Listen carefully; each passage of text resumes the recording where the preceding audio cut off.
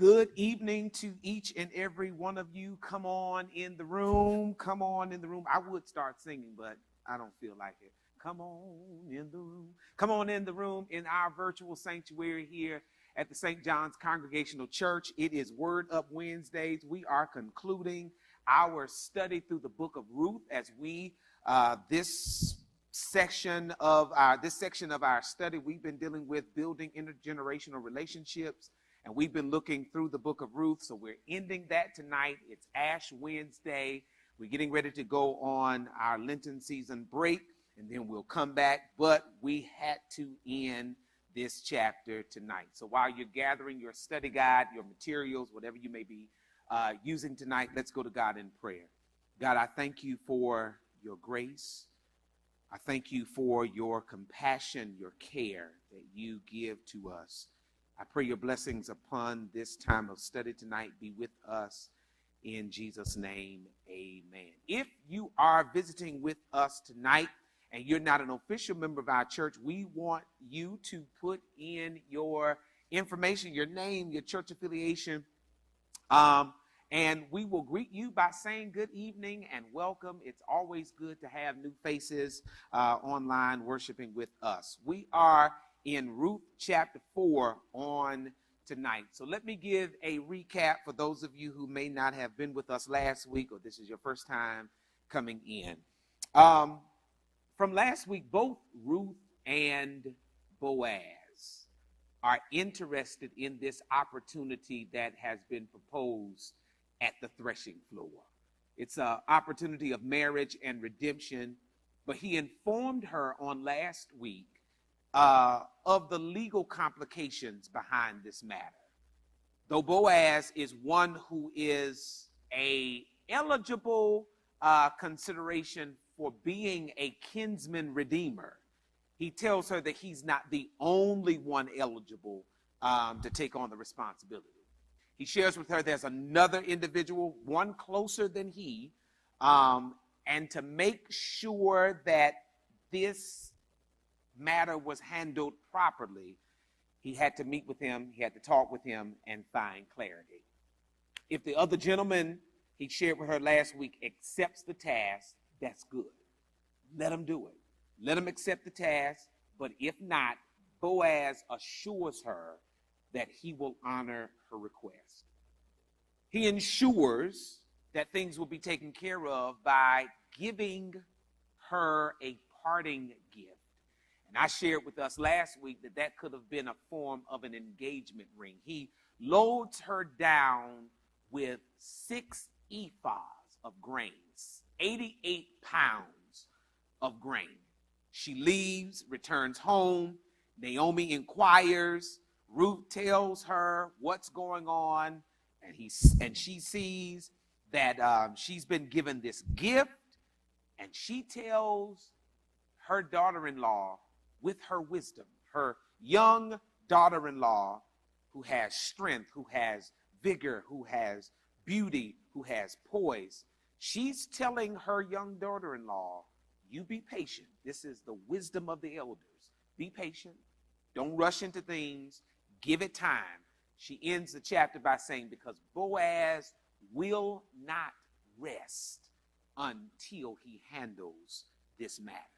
I mean, it says it right there at the end of chapter 3 and verse 18. And Naomi said, stay here, daughter, till you learn how this matter turns out. For the man will not rest, but will settle the matter today. All of this, remember, took place at the threshing floor. Naomi has shown Ruth how to secure this bag. And things happen the next day. All right, so let's look at chapter 4. We're looking at verses 1 through 12 right now because these verses detail the particulars surrounding fulfilling Ruth's request of 2 things, redemption and marriage. It's got to go under the banner, first of all, of redemption, land redemption at that, and then he will handle the matter of marriage. So in verse 1, this is how it opens up. While Ruth is at home with Naomi waiting for the word that of what's going to happen, Boaz is taking care of business. Text says in verse 1, now Boaz from the King James Version went up to the gate and sat down there, and behold, the close relative of whom Boaz had spoken came by. So Boaz said, come aside, friend, sit down here. So he came aside and sat down. The town gate, they are in Bethlehem. That's the location in which this story is set. The town gate was where, in a sense, the elders sat. And that was where legal and judicial matters were settled. You're writing anything about verse 1. Verse 1, Boaz is at the gate, or the city gate, the town gate. This was the place where elders sat, and they held meetings surrounding legal and judicial matters. It was also a place where people came to, to gossip, almost like church.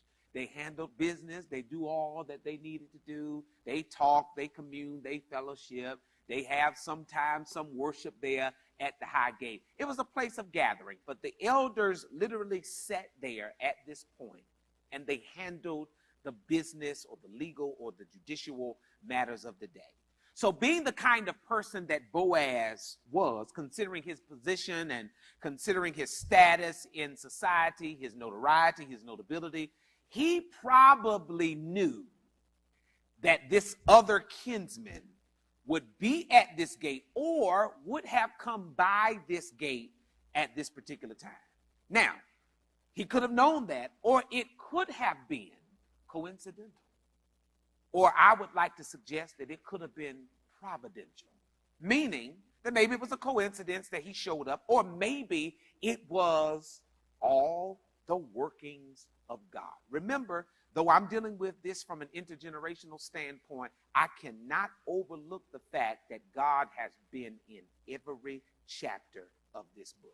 God has unfolded everything from the relationship of Ruth and Naomi coming together, from God bringing food back to Bethlehem after a famine that occurred 10 years, God convincing Boaz to let Ruth stay in this field, all of this have been because of God. So maybe Boaz showing up to this city gate to handle this matter in front of the elders was because maybe he knew that this individual was coming by, or maybe it was because God just predestined that their paths should cross. King James Version says it this way: hold such a one. Hold such a one. And what it does, it implies that this was probably done to suggest that the name of the kinsman was either unknown or probably concealed. The reason why we're not given the name of this other kinsman was probably because it is unknown or his identity needed to be concealed. So that's why Boaz, when he sees this individual, he says, hold such a one. Almost like it's a surprise. Come sit down, he says, and let's have a talk. I like it from the Jewish Study Bible. It says, meanwhile, Boaz had gone to the gate and sat down there, and now the Redeemer who Boaz had mentioned passed by. He called, come over and sit down here, so-and-so. And he came over and sat down. Verse 2 says, then Boaz took 10 elders from the town and said, be seated here, and they sat down. He makes a plea in verse 2, really to kind of handle this matter, to start the conversation for what he needs to discuss with this elder kinsman about. And he takes with him 10 elders. 10 elders are asked to join. Now, what's interesting about this is that every city was governed by elders. Every city was governed by elders and judges before kings. Before kings, elders and judges governed the city. And the need for 10 could have been so that they could have the right representation to come up with a legal consensus. Or it could have been that he needed these 10 men there to be witnesses. Either to get a legal consensus or just to have witnesses. He tells them to sit down. Y'all come sit down with me. Let me talk to y'all. Y'all be here as I talk to this older kinsman. Now, in verses 3 through 4, this is where the actual legal matter that needs to be addressed is brought up. Here's what he says. He said to the Redeemer, Naomi now returned from the country of Moab, must sell a piece of land which belonged to our kinsman Elimelech. I thought I should disclose the matter to you and say, acquire it in the presence of those seated here and in the presence of the elders of my people. If you are willing to redeem it, redeem it. But if you're not, tell me that I may know. For there is no one to redeem but you, and I come after you. I am willing to redeem it, he replied. Here's the twist. According to Boaz, which, notice, we did not know this until this point. According to Boaz, Naomi is selling land that was her husband's, Elimelech. Boaz presents this matter to the other relative and asks if he is willing to buy it. Now, in his asking, Boaz is very smart because he strokes egos. He also tells him, he says, no one is capable of acquiring this land but you and myself. He kind of throws out there that the two of them, they aren't hurting for money. Nobody in our family but you and I can take on this responsibility of buying this land. And I wanted to come to you first because, out of just because of deference. You're the oldest, and I just wanted to show my, respect to you before I just went on and did it, because nobody else can do this but you and I. But because you're the older one in the bunch, I want to make sure that I give you the offer first. Now, if I had been the elder kinsman, I would have asked him, well, how did you know that Naomi was selling a piece of land if you weren't connected to Naomi? Because, nobody else knew that. Nobody else really knew that because it's not mentioned anywhere up until this point. Now, here's what the Hebrew suggests. The Hebrew has they somewhat have their own statement, and it suggests that Naomi's husband left her land and she already sold the land. Because how else was she going to survive? Now, to whom and to when that land was sold or to who it was sold to, that's unclear. And it also, the Hebrew, brought into question in Hebrew, how could a woman do this?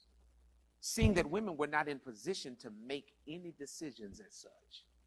Remember, this is biblical days, and in biblical days, women were considered as second-class citizens. Now, I hate to say this, in some regard, in some mind of people who are misogynistic, who are sexist and all of that, they still feel like women should not have a place.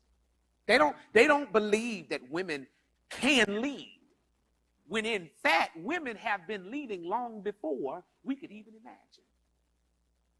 They don't think that women can make clear decisions and make business money moves, but they really can. And if this is true, then, hey, if the Hebrew is true as in that Naomi could have sold this land before this transaction or this interaction ever transpired, then that means Naomi, she might have been bitter, but she wasn't going to be broke either. She knew that her husband left her this land. She had no children, no sons to reclaim this land, so she's doing it. Now, the interaction between Boaz and this elder kinsman is necessary because it also goes with levirate marriage. And you remember us talking about this. This is all a part of levirate marriage. Levirite. Levirate marriage found in Leviticus 25 and 25. The law states that it needed to be a brother, but we can assume that the range of kinship was wider than that because we can see that neither Boaz or this other man are brothers to Elimelech. They're not brothers. They could be cousins, they could be uncles or whatever, or nephews, but they are not brothers in a sense. So it goes beyond, levirate marriage, should go beyond it just being brothers to someone who is of kin. So when Boaz presents this matter, hey, Naomi's selling some land, who's going to buy it? The man agrees. Even though Boaz told Ruth, if he follows through with this, let him do it. I don't necessarily think that Boaz thought that he was going to really follow through. When the man agrees, he's doing this not because, he has some concern and compassion towards Naomi and Ruth. No, that's not why he does it. He's doing this. He agrees to redeem the land. He does this to increase his own wealth. This is a business transaction. This is why it's done at the gate of the city in front of 10 other people. This is a business move. Beyond what you think about, I know the story ends with marriage. Land redemption had everything to do with money. It increased his capital. So he knew, all right, I can buy the land. That adds to my wealth. However, it shows us that for a person or for a man in this state to fulfill the role of being a kinsman redeemer, there had to be a few requirements that had to be met. Here's the first one. Being a kinsman redeemer required, or rather redemption, if you're writing down, required a relationship. The kinsman redeemer had to be a near relative of the person being redeemed. Boaz and the other relative fulfilled this requirement. So what do? Not only does redemption require relationship, it also requires resources. You've got to be in a position to be able to make this investment.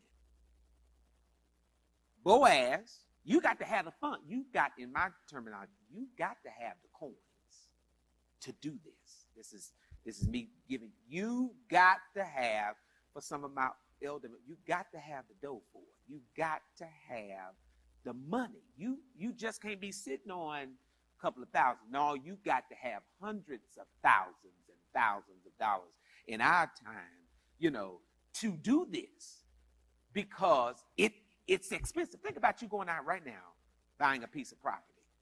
In the words of my late grandfather, my papa used to say, God ain't making no more land, so it's expensive. So if you're gonna buy land, you're gonna have to put down some money.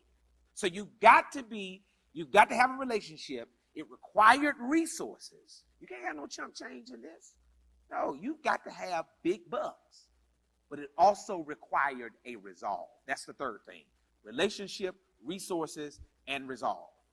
And if you need some some scripture. It's found in Leviticus 25 and 25, but also Deuteronomy chapter 25, verses 5 through 10. And they teach us in these verses that the kinsman redeemer had to be willing to buy back the inheritance of his kinsman. And both Boaz and the elder kinsman fulfilled this requirement. They had to have relationship. They had to have resources. They had to have a resolve. Now, I share with you all the time that Boaz represents this prototype of Christ. And you can see beyond land redemption. I want you to take a look at spiritual redemption. This is Bible study, so we can do this. Look at spiritual redemption and how Jesus fits into all of this. In order for you and I to be spiritually redeemed, there's got to be a relationship. We've got to have a relationship. Jesus had to have the resources in order to buy us back. Now, money couldn't do it, but in order to redeem us spiritually, it had to cost something. And what did it cost? It cost his blood. It cost his life. But then it had to be a resolve. He had to be willing to make this redemption possible. No man takes my life, but I lay it down. That's how we see Jesus in all of this. Jesus had to have the relationship. We are kin to Jesus because we are God's adopted children. We are adopted into the family. Jesus had the resources to do it. He gave his life, and he wanted to do it. There had to be a resolve. I'm doing this because I want to, not because I have to. So, going back to the text, both Boaz and this other gentleman meet the qualifications, meet the requirements. And the other man tells Boaz, yeah, I do it. I will buy this land back. I wish I had been a fly flying around to see Boaz's face when this man said, of course, I'll do it. So this is when the plot really twists.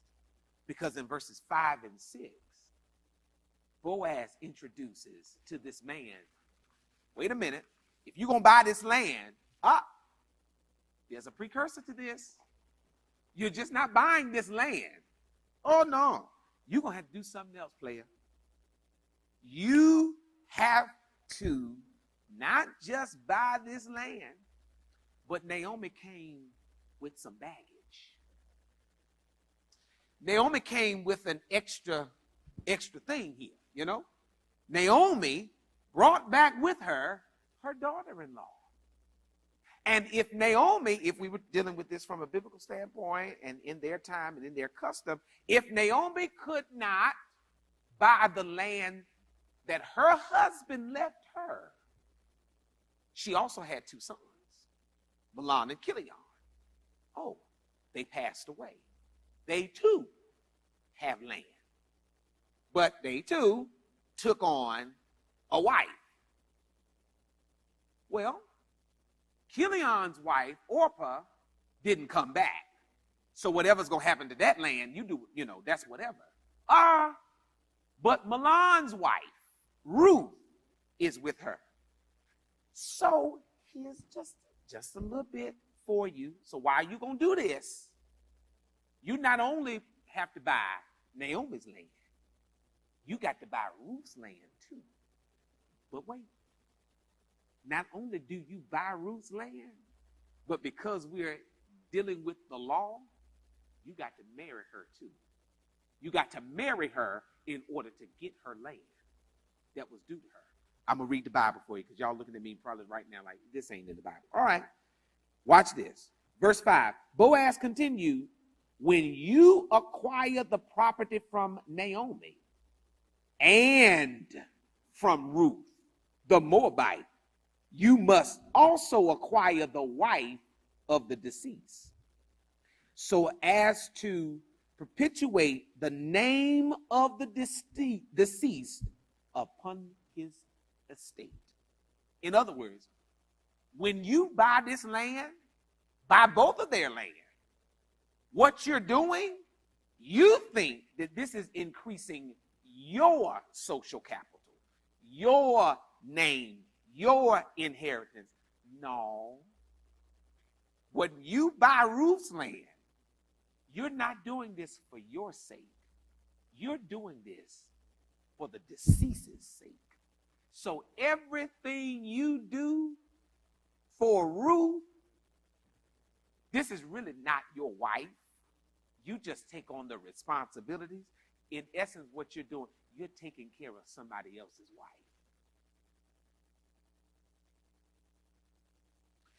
Ruth could not inherit the land left by her husband on her own because she was not from around there. She's a Moabite. Somebody else had to do it. So when this is presented, the man said in verse 6, in a sense, in verse 6, he says, if you have any social media, you will see this video of this young man walking up to this elderly lady. I think it looked like she was in Walmart. And he asked if she would take his picture. And she turned back to him and said, get somebody else to do it. So this is really, for those of you who are watching, who might be in my generation, you know what I'm about to say. This man says to Boaz, get somebody else to do that. I can't do this. Get somebody, watch what he says. Verse 6, the Redeemer replied, then I cannot redeem it for myself. Watch this. Lest I impair my own estate. In other words, what he's telling him, you're not about to mess up my Social Security. You're not about to mess up, you are not about to mess up my inheritance. Or not only will you do that, you're not about to mess up my children's inheritance. Because if I marry her, if I buy this land, I got to marry her, I got to take care of her, and it's not for me, it's for Milan's sake. Get somebody else to do that. Get somebody else to do that. I don't want to do that. Get somebody else to do it. Matter of fact, you do it. You ain't got nothing to lose. You do it. So if he took on Ruth's land, then he would have to marry her. If he marries her according to levirate marriage, if they conceived a son, that boy would not be his son. Instead, he would be the son of the dead son. Hence, that's why he says, you are about to mess up my inheritance. He says, you're going to mess it up for my children, and that is not going to be well with me. So he tells them, listen, you take on the responsibility of marrying Ruth along with buying Naomi's land along with Ruth's land. So after all of that transpires, verses 7 through 8 gives us the solidifying of that transaction. The solidifying of that transaction, the Bible tells us around verse 7 and 8 these words. Now this was the custom in the former times in Israel concerning redeeming and exchanging. To confirm anything, one man took off his sandal and gave it to the other. And this was a confirmation in Israel.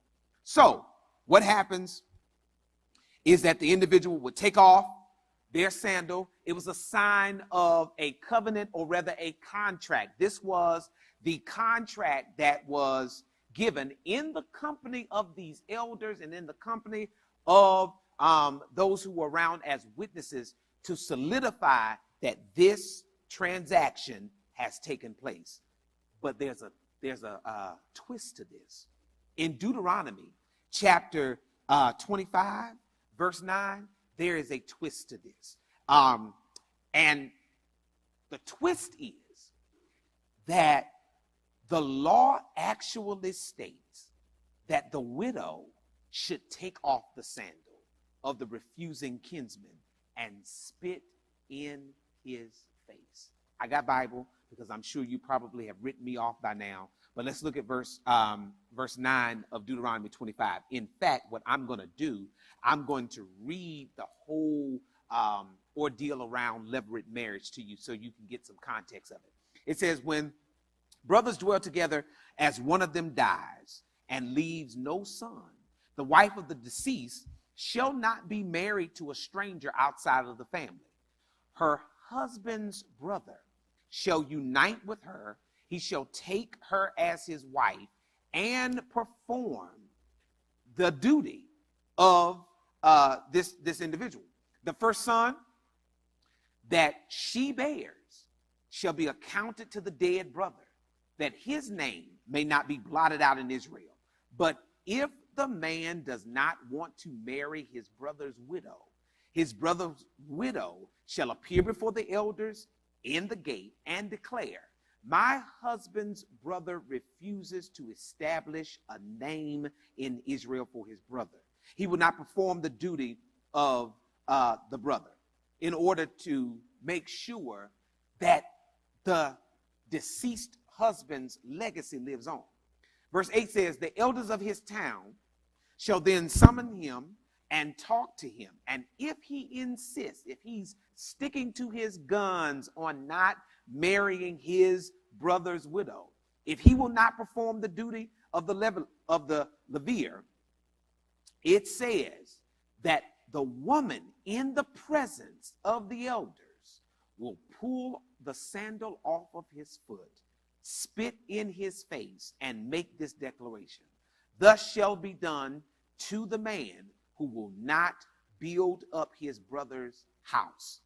And he shall go in Israel by the name of the family of the unsandaled one. In essence, what it's doing, it's ruining his reputation. However, this does not take place in this story. Boaz is given the other kinsman's sandal as a sign that this transaction is clear and it's good. When we get to verses 9 through 12, there is a wedding announcement and a blessing. Boaz announces that he would purchase the property along with marrying Ruth. Look at what he says right there. And Boaz said to the elders and the people, you are witnesses this day that I have bought all that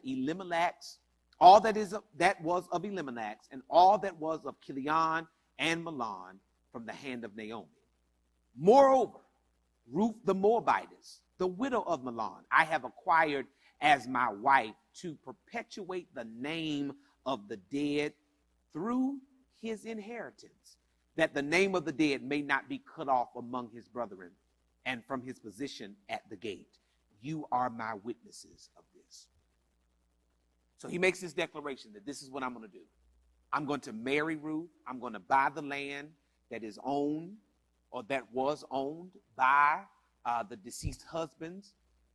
And I'm going to make sure that things are right in this moment. When he does this, the crowd in return lifts up their blessing. They grant him the permission to go about doing what he said that he would do. Watch this. Verse 11 says, and the people who were at the gate, the crowd and the elders said, we are witnesses. The Lord make the woman who is coming to your house like Rachel and Leah, the two who built the house of Israel, and may you prosper right where you are and be famous in Bethlehem. May your house be like the house of Perez, whom Tamar bore to Judah, because of the offspring which the Lord will give you from this woman. The crowd made it their business to confirm and affirm what Boaz was doing. But they mentioned two sets of names here are mentioned that we have not seen here, and some of us have probably not heard of. The first set are the names of Rachel and Leah. Rachel and Leah are the wives of Jacob. Jacob, when he's wrestling with God in the book of Genesis, and the angel, in a sense, or I argue that it is God, touched the socket of his hip, knocks it out of place, changes Jacob's name from Jacob, which means trickster and supplanter, changes that name to Israel. Because that name change, he marries Leah and Rachel, of course. They have children, to which we get the 12 tribes of Israel. So their blessing is that Boaz's posterity would be as numerous as that of Rachel and Leah. They also mention the names of Perez and Tamar. That's also, those two names are mentioned in the book of Genesis. And Perez is the son of Tamar, the widow of Judah. And they do this to lift up this whole scene of levirate marriage, in that an Israelite married a foreigner. So they're just bringing up ancestors to make sure that Boaz understands that, listen, as your witnesses today, we affirm and agree everything that you have said that you would do. Now, you got to be a man of it, man to it, and you got to stick to this because you've made this declaration in front of this company. When we look at verses 13 through 16, I'm almost finished. The two get married. It's a beautiful love story, and they conceive a son. The Bible tells us that they named the son, that the son's name is Obed. Let me read that, and I love to read it in the Jewish Study Bible just to make this unfold. So Boaz married Ruth. She became his wife, and he cohabited with her. The Lord let her conceive, and she bore a son. And the women said to Naomi, "Blessed be the Lord who has not withheld a redeemer from you today. May his name be perpetuated in Israel. He will renew your life and sustain your old age, for he is born of your daughter-in-law who loves you and is better to you than 7 sons." Naomi took the child and held it to her bosom. She became its foster mother, and the women neighbors gave him a name, saying, "A son is born to Naomi." They named him Obed. He was the father of Jesse, who was the father of David. Ruth gives birth to Obed, but gives him to Naomi. It's almost in a sense of giving Naomi a second chance at living life again. And even the community, which shows us something about raising children. That's oftentimes we miss this, that raising children, it literally takes a village to raise a child. It takes a community. It's just not the nuclear family. It's just not mama and daddy and maybe grandparents, but it's a community. The church is a community. It's a village that raises the child. Because notice, Ruth did not name the child. Naomi did not name the child, but the women in that community, in that village, named the child. Sometimes we get our, nicknames come from the village. We get our nicknames from the village. This community that was behind Naomi and Ruth named Boaz, but pronounced a blessing over Naomi, saying that may this son sustain your old age. In other words, may this baby give you life. Now, since we've been dealing with intergenerational relationships, this is key, because when relationships work between the young and the old, they both give each other something. The old give wisdom, but the young give life and vigor and energy. It makes them come alive. Whenever I'm back home in Greensboro and I get a chance to be with my grandmother, who is 92 years old, she has an iPhone, and she's always learning how to FaceTime us and all of that. She has a computer, and it's just like it gives her life to be around her 28-year-old grandson. And I mean, she moves faster than me on a cane, and I have no cane.